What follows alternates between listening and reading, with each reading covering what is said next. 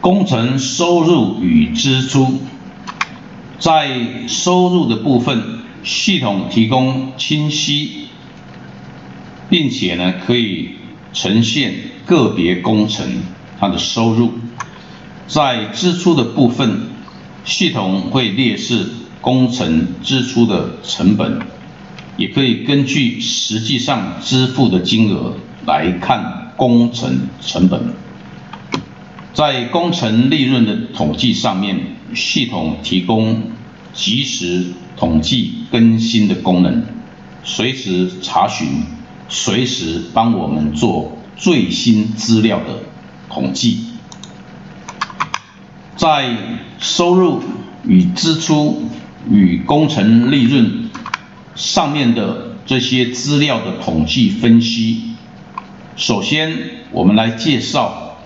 工程收支对照表。左边是我们工程实际上收到的款项有3次，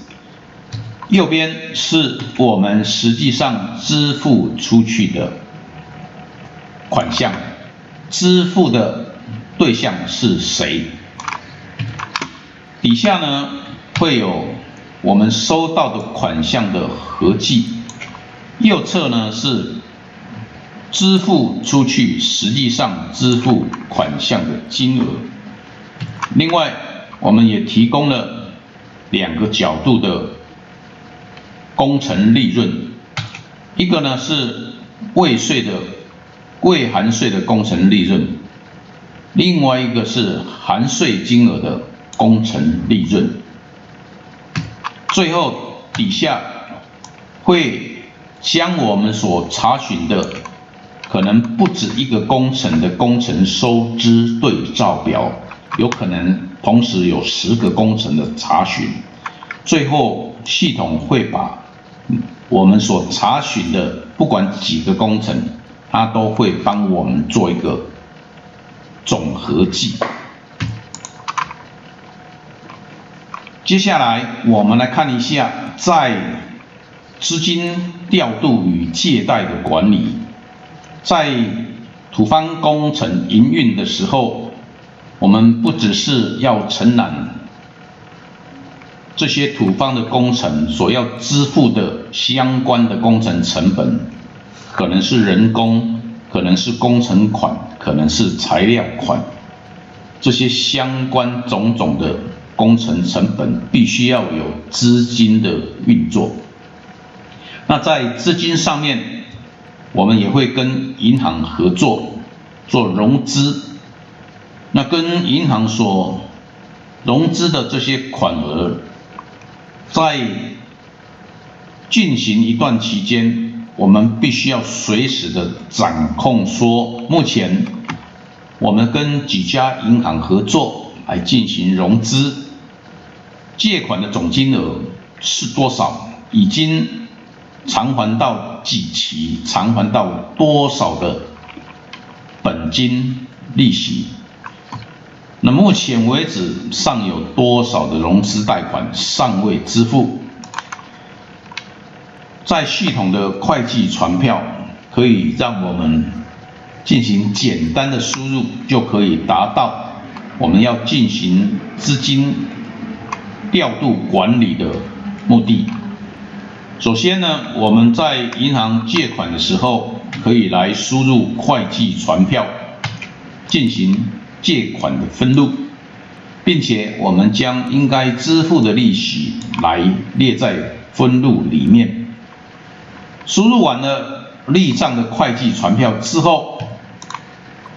我们在还款的时候，我们可以进行冲账传票的输入，也就是我们还款的本金以及利息。那系统呢，在我们还款的本利和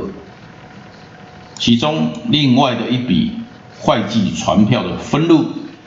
那透过这样子的做账方式，